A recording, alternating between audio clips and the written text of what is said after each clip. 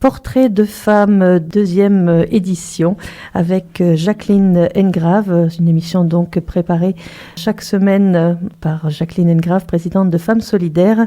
La semaine dernière, c'était sur Olympe de Gouges. Aujourd'hui, il s'agit de Hubertine Auclair. Bonjour Jacqueline. Oui, bonjour à toutes et à tous.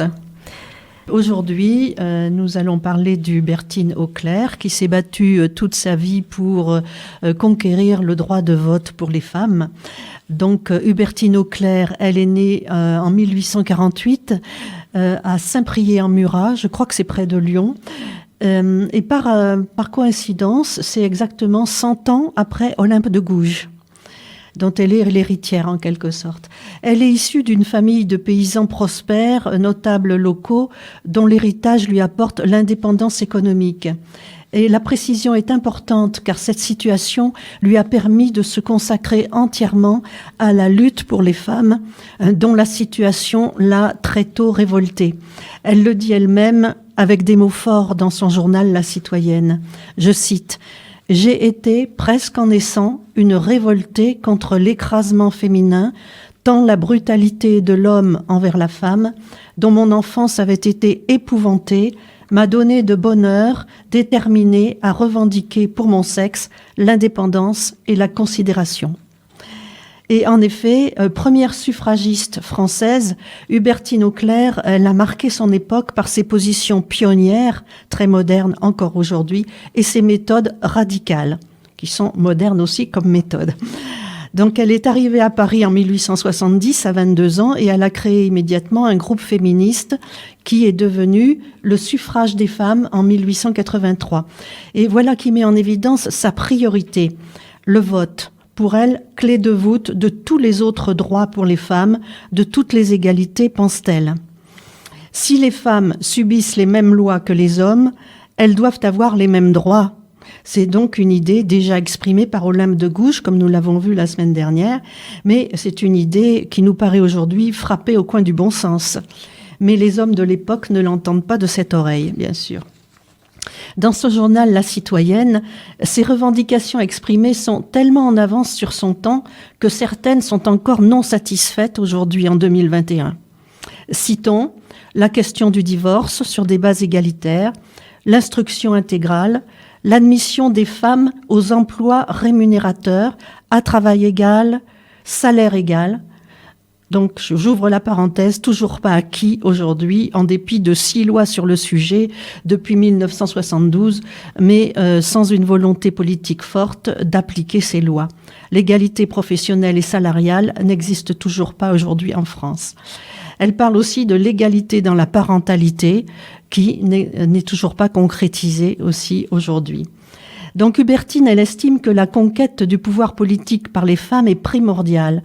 Elle croit que ce pouvoir leur donnera le droit de confectionner les lois égalitaires qu'elle souhaite, de réformer ce code civil napoléonien qui fait de la femme une mineure à vie. Pour elle, tant que les hommes seront, je cite, « seuls détenteurs du pouvoir, ils l'exerceront à leur profit, ils feront les lois pour eux contre nous ». C'est ce qu'elle dit. Elle avait raison avant l'heure, car en effet, c'est ce constat qui a conduit à se résoudre, sur pression des féministes et des femmes ministres de tous bords politiques, confère le manifeste des 10 pour la parité le 6 juin 1996, signé par les femmes de droite comme de gauche. Donc, nous a obligés à promulguer la loi de 2000, notamment rendant la parité homme-femme obligatoire pour les élections. Car, c'est peut-être dommage, mais on s'est rendu à l'évidence qu'on ne peut pas produire de l'égalité sans contrainte. Ça, c'est une phrase de Geneviève Fraisse. Voilà, alors ça, c'est quant à ses revendications. Et quant à ses méthodes, qualifiées de radicales et médiatiques, ce qui fait penser à celles employées aujourd'hui par les jeunes féministes. C'est la grève de l'impôt, en 1880, qu'elle préconise pour les femmes, car elle dit « qui ne vote pas ne paie pas », ce qui paraît tout à fait logique, effectivement. Le bris des urnes électorales et le piétement des votes masculins lors des municipales en 1910. Elle se rend dans les mairies lors les mairies d'arrondissement à Paris, lors des cérémonies de mariage, et apostrophe le maire quand il prononce la formule fameuse « Le mari doit protection à la femme et la femme obéissance au mari ». Donc il fallait la mettre dehors de force, c'était épique.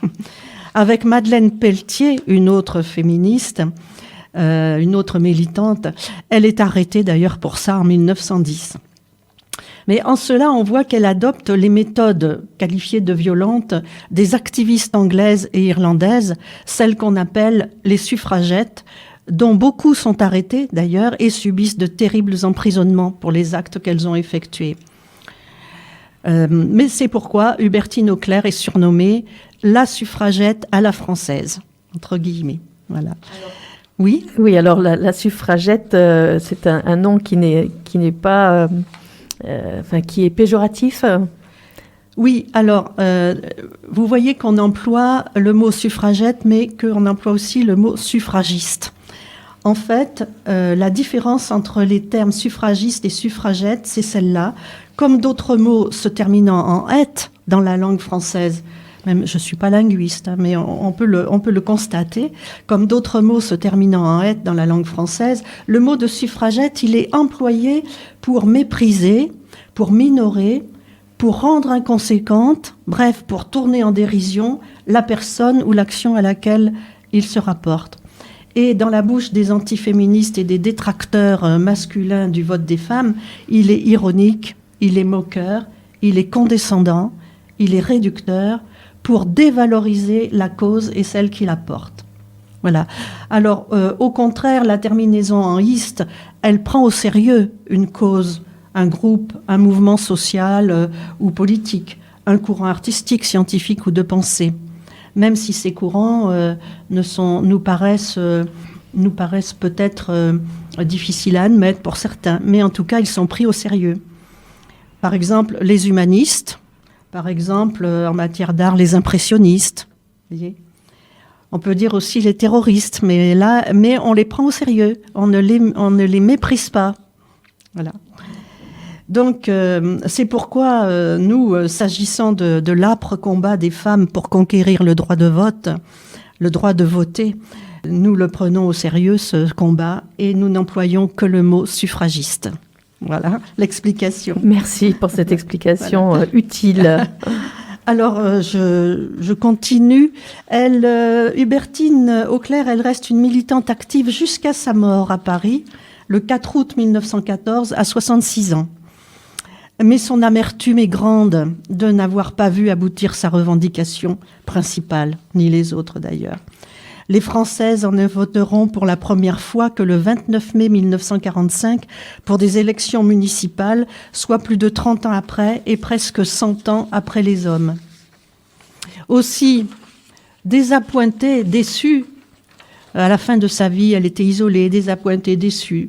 Devant la tombe d'une amie, elle prononce ces mots en guise d'épitaphe, je cite, « Dans ce monde des morts, tu seras l'égal des hommes qui t'ont méprisé et fait leur inférieur dans le monde des vivants. » J'aimerais avoir cette épitaphe sur ma tombe. Mais non, elle n'aura pas mené en vain son âpre combat d'avant-garde. Et pour nous, en cela, elle est, sinon un modèle, en tout cas une référence précieuse pour toutes celles d'entre nous, les filles et les femmes du XXIe siècle, qui sommes bien obligées de poursuivre en ce monde la lutte pour l'égalité réelle entre les femmes et les hommes. Je voulais signaler qu'il existe à Paris le centre Hubertine Auclert, qui est un centre actif de ressources sur la situation des femmes passées et présentes, et où on peut trouver des conseils, des ouvrages, des DVD, des documentaires, des films. Voilà, donc c'est un centre actif à Paris auquel on peut se référer.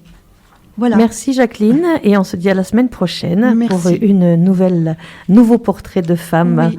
Portraits de femmes qui font partie de notre matrimoine. Oui. Merci, au revoir. Au revoir.